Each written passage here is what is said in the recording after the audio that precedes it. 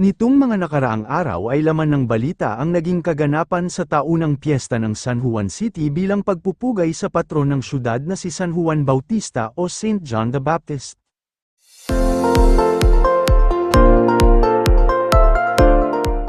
Ginaganap ang piyesta tuwing ika-24 ng Hunyo, bilang selebrasyon ay lumalabas ang mga residente ng San Juan sa kalye para basain ang mga sarili ng tubig at basain rin ang mga taong dumadaan.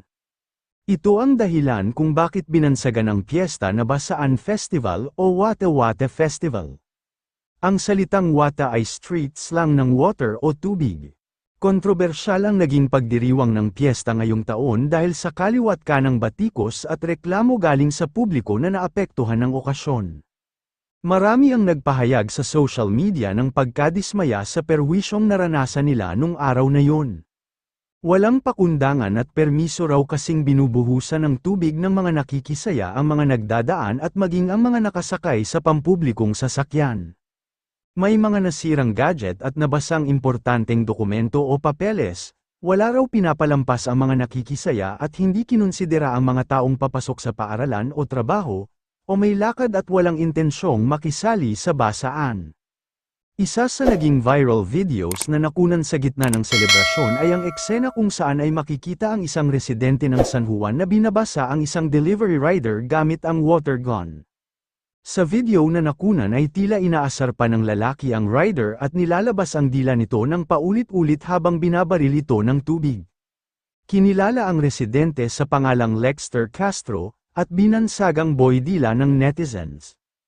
Inulan ng batikos si Lexter dahil sa ipinakita nitong asal, komento ng netizens, binastos nito ang diwa ng piyesta at dinungisan sa mata ng publiko ang sana ay masayang pagdiriwang.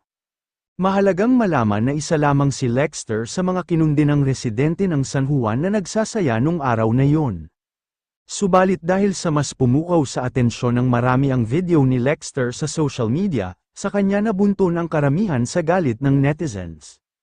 Bagamat nagmatigas nung una ay humingi rin ng paumanhin sa publiko si Lexter nang iharap ito sa media ni San Juan Mayor Francis Zamora noong July 2, 2024.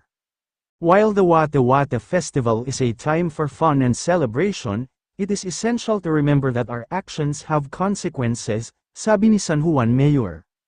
Sa kanyang paghingi ng dispensa ay napaluha si Lexter. Nangangamba raw siya sa kanyang buhay base sa nababasa niyang pagbabanta laban sa kanya sa social media.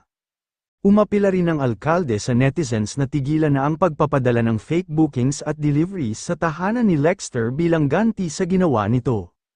Sambit nito, itigil na po natin ang mga fake booking at fake delivery dahil ang nabibiktima po nito at naaapektuhan ay ang mga delivery riders and sellers po natin.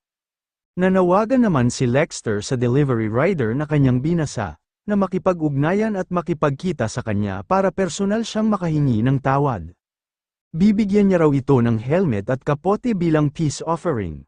Nitong Biyernes, July 5, 2024, ibinalita ni Mayor Zamora sa pamamagitan ng Facebook na nagharap na si Lexter at ang naabalang delivery rider at nagkaayos na ang dalawa.